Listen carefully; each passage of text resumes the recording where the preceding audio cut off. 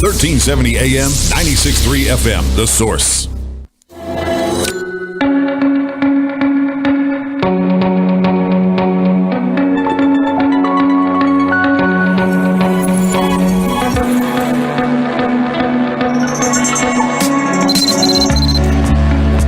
All right, 5 minutes after 11 o'clock. Thank you for tuning in.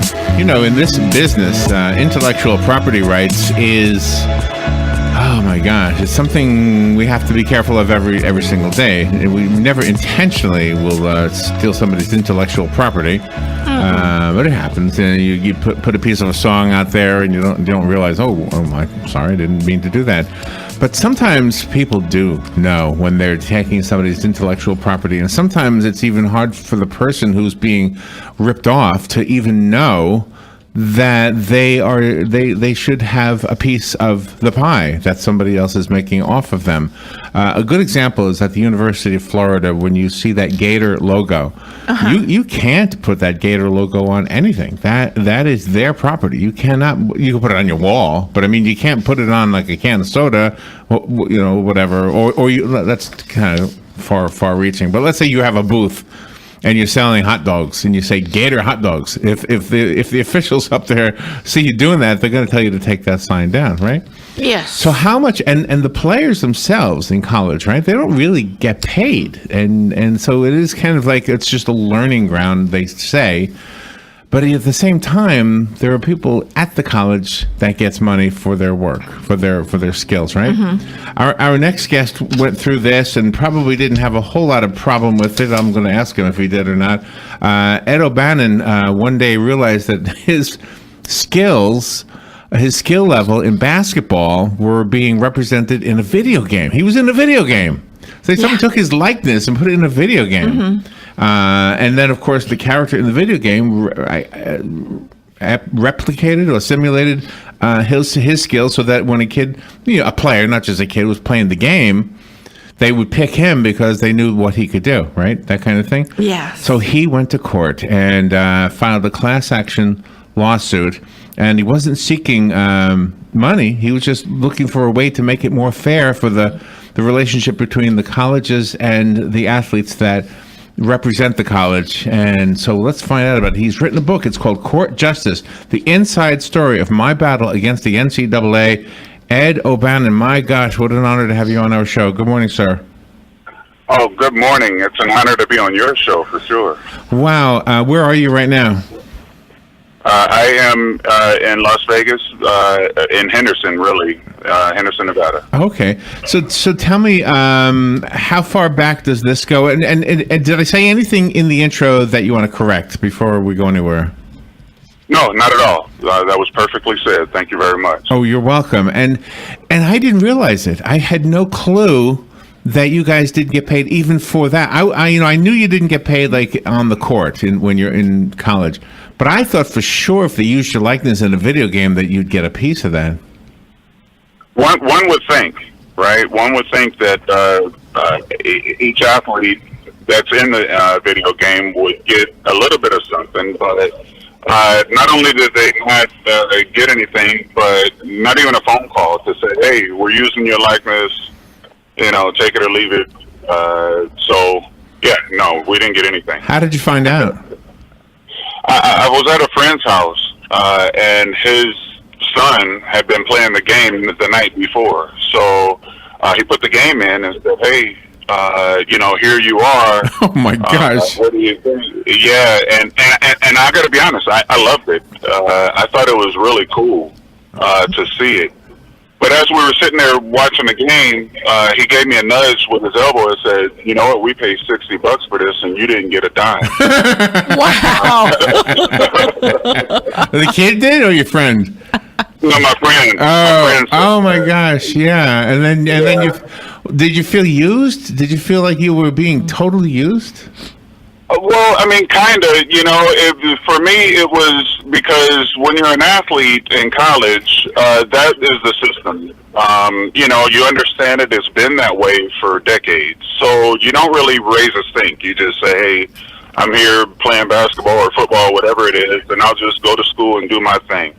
But then at this particular time, I was in my mid-30s, and it completely was removed from college sports. And this came back, and that's why I was just like, my goodness, they're still making money off of my likeness. But there was still no way of doing anything. So, but then later on, a couple weeks later, my close friend and mentor called me and said, "Hey, I'm going to be suing the NC2A. What do you think?" And I told him what I recently saw, and he said, "Wow, you'd be the perfect plaintiff for this. What do why don't you try?" So that's what we did. So what did I don't want to ruin the book, but what did it change for the current players? Well, right now, it basically just raised the stink. We initially went to court and won. We went to federal court. Judge Wilkin gave us the decision. And it was basically the cost, the athletes were awarded the cost of attendance, or up to $5,000. That was appealed, and that's really pretty much where it ended.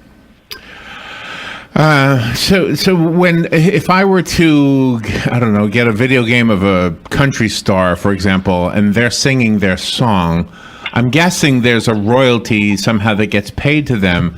How is that intellectual property different than your skills? Because your skill, it's not just your likeness, but the player is emulating the way you played, correct? Your style. That is correct. The only difference. Well, first of all, to answer your question, the first part of your question, no, there is no difference between a singer and an entertainer and a basketball player, a sports person, or an athlete. So there is no difference between that. The difference in the video game between real and fake is the names on the back of the jerseys. That's the only difference. Other than that, everything is exactly the same. The skill set, everything is exactly the same. Well, you've really been able to be a pilot in this movement then for other players, other students that wouldn't have a leg to stand on unless you did what you did. I guess so. I guess I'm the lead plaintiff in this. I will say this: there were other players that joined. Oscar Robertson, Bill Russell, who are two of the greatest players in NBA history. They joined Harry Flournoy as well. So I had some help. I had some major names behind me. But yes, I guess I was the lead plaintiff in this. And you might have been, if this would have surfaced during your college days, you and the other players, if you guys were there on scholarship, maybe the administration of the college might have threatened you guys with taking away your scholarship if that would have happened back then and you would have caused a ruckus? That is one of the dilemmas that athletes face while on scholarship. One of the biggest things is to basically keep your head down, stay quiet, do your job on the basketball court, go to class, get passing grades, and it's almost one of those things when you're off the floor or off the baseball field. We don't want to hear about you. We only want to see you when you play. Yeah, it's kind of one of those things, So you're absolutely correct. You make a point in the book about you compare the winner of a gold or of a medal in the Olympics because they get money for that. Explain that to the listeners how that is contradictory to some of the other rules that the NCAA has. Well, in the Olympics, and we all remember back when, at least if you're old enough, I know I am. Old enough to remember when the Olympics was an amateur sport. Right. Oh, yeah. And then I remember they were talking about at least letting them have sponsorships because, the Olympics only comes around every 4 years, obviously. And so they have their regular jobs. And when you go away for a summer or the Winter Olympics, you're gone for months at a time, I guess. And so a lot of people end up losing their jobs. So They let them have sponsorships, and I just figure the college basketball is in the same boat. Yeah, yeah. As far as amateur-wise, why not at least let these athletes own their likeness so they can have sponsorship? Yeah. Basically, adapt the Olympic method of payment. Right, and in that case, an Olympic medal winner could easily also become a video game avatar, and Absolutely. and I'm thinking that a young athlete in school probably doesn't understand the brand. You are. I know your school's a brand. I know your team is a brand, but so are you as an individual player. Yes, for sure, and they actually have brands that they're building while in high school with the social media and everything. I mean, some of these athletes have thousands of followers. Yeah. So they have their brands are actually built with subconsciously. Like, you know, they're not building it for a profit. They're just, you know, social media conscious and have brands in that respect. But I know business owners notice, and I'm sure some of them would love to use some of these athletes in, you know, their brands, but they're unable to because of the rules. You know, you're really changing, I think, the face of the NCAA, not just because of the court battle, but the book itself. In chapter 14, you have the chapter is titled "Call to Action: My 12 Ideas for Fixing College Sports." Hopefully, somebody will listen to what you're saying here. Hopefully, you know, that's the idea. Michael McCann, my co-writer, brilliant man, out of the law school out of New Hampshire, really captures what I'm trying to get across. And the book is an easy read, and it's pretty informative and offers some ideas on how to help, quote unquote, fix the NC2A. So we'll see. Hopefully it happens. I don't know if this is a dumb question or not, but does the school, when your likeness was used in the video game, or anybody's like this, when it's a college player, does the school get a kickback, a monetary kickback? Yes, they do. Oh, that is so unfair. Oh my gosh, and that's still happening today? Yes, it is. Yep. So how come you didn't choose? How come you didn't choose, or you and your team didn't choose, your legal team, I mean, to go for some monetary damages for yourself? Because I felt that it would muddy the point. I didn't want people to focus on me making money. I wanted people to focus on the task at hand. I wanted people to focus on the point of this whole thing, and I just felt like it would be a bad idea to go for money. I didn't want the money. I don't need. Okay. I didn't need their money. But would it be? Has it changed anything? I'm just curious. I don't know that I've quite understood that yet. Is the young player today going to be in the same position you were in, or has it actually changed things? It hasn't changed anything yet. But the conversation is being had. Right now there are FBI probes going on because the couple of schools have been, the Adidas, basically, the shoe company, has been given money, evidently, according to sources, or according to the reports, been given money to the athletes, and so the FBI is involved.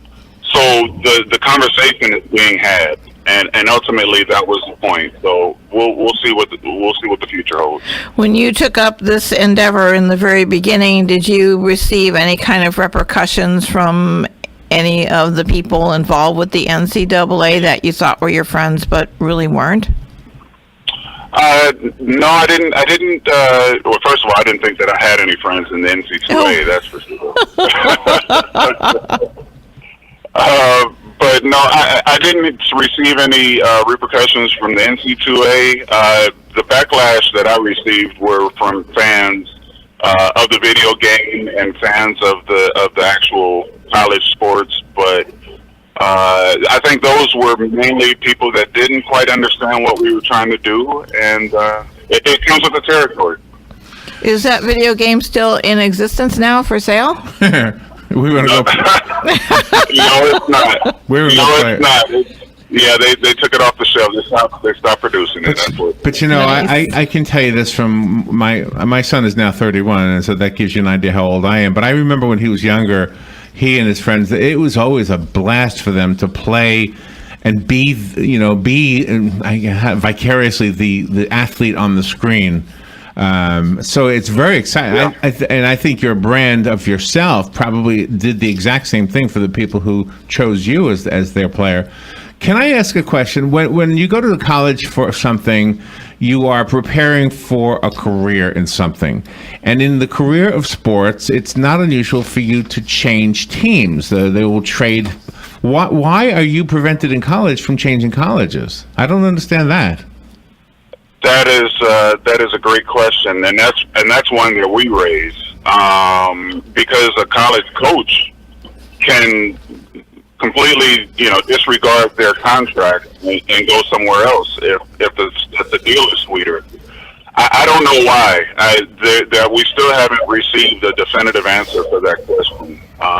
Nonetheless, the rule prevents athletes from transferring. If you do, you have to sit out 1, maybe 2 years. So I don't know to answer your question, but it's one that we raise. Okay, and who are the rules written by? Is it the NCAA? Yes. So so in the book you talk about the 20-hour rule. Tell me what that is, and is that phony? I mean, what is that? The 20-hour rule is you only get a certain amount of time to work on your craft, to practice, to work out. That's crazy. And and we just feel like, look, if you're there to perfect it, really, you need more time, and so there are things, there are rules like that we attack, but the 20-hour rule is one of them. That is so crazy. I mean, I don't understand why they would do that. If you were studying art, for example, you would say you can only spend 20 hours a week painting your pictures. Mm-hmm. That's not much. That's not much time, right? Right, exactly. It's amazing. Yeah, a medical student. You can only read your medical books 20 hours a week. You can only study. That's crazy. You've got to be able to. How do you inspire the teenage athlete that's in high school just to go for his goals, but in the most genuine way possible?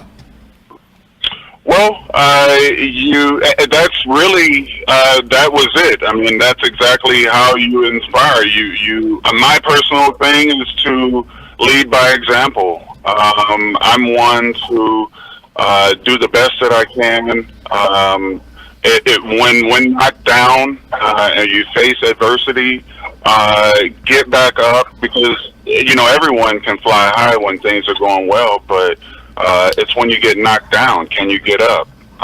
And that's my biggest thing is the recovery, to always get up off the mat and go for your goals. Yeah. So I try and lead by example in that respect. And you must have had a lot of emotional support too from your family. I did. I had a lot of emotional support from my family, close friends. Everyone saw that this was an uphill battle, and one, that would be hard to win. But we did. We stuck together and won. So, what an honor to be a part of. I'm guessing that every young athlete going from high school to college is who wants to play in college is not thinking about the money that they might make if they go professional. They want to play for the team that's at hand, and so money probably isn't part of it. But I wouldn't want to discourage somebody from pursuing sports just because they weren't going to be compensated for it. But I was wondering something.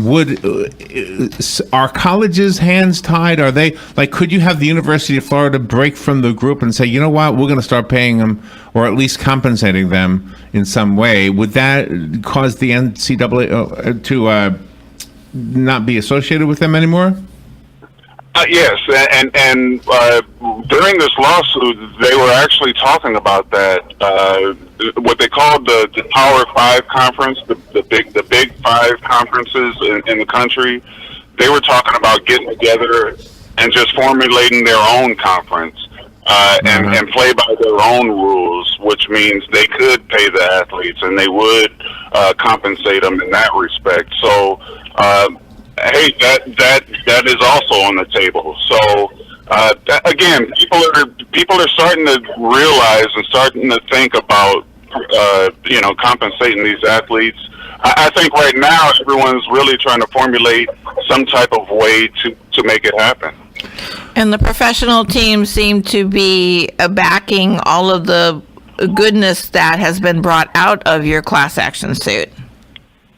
Yes, I think so.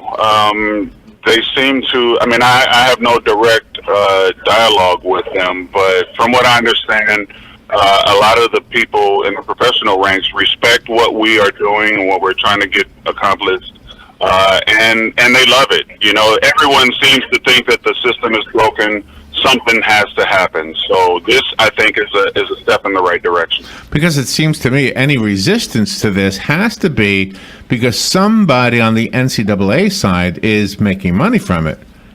Absolutely, it's a power thing. It's all about making all the money and keeping it for themselves. There's a certain greed factor in all of this. Yeah, for sure. I can see that. Probably the packaging of the video game even says endorsed by the NCAA or some kind of stuff like that with some kind of a hologram. Probably a hologram next to it, right?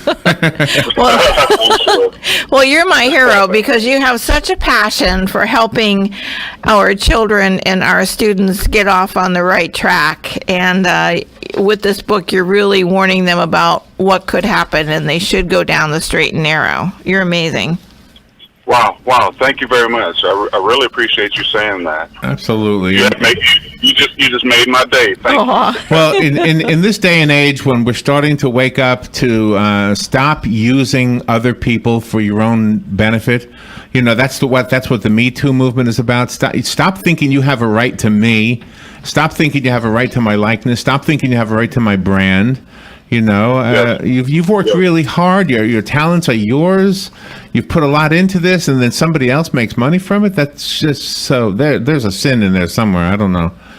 Yeah, absolutely. Well, Ed, thank you for taking time out of your day. It's truly been an honor to have you on our show. I know we have a lot of listeners who were looking forward to this interview, and for the listeners, I hope Robin and I did a good job. Ed, I know you did. I believe so. Thank you for being on the air with us. I believe so. Thank you. Well, we'll find out when it goes on YouTube. That's when we hear the bad stuff. You guys should have asked them about. There's going to be a question I should have asked you, and I don't know what it is. But we'll find out. You know what? Let me real quick. I want to beat you to that. Okay. I don't know when the video game is coming back. I'm sure everyone wants to know. I didn't take them. I didn't take them from the kids. So I don't know when they're coming back. So there you go.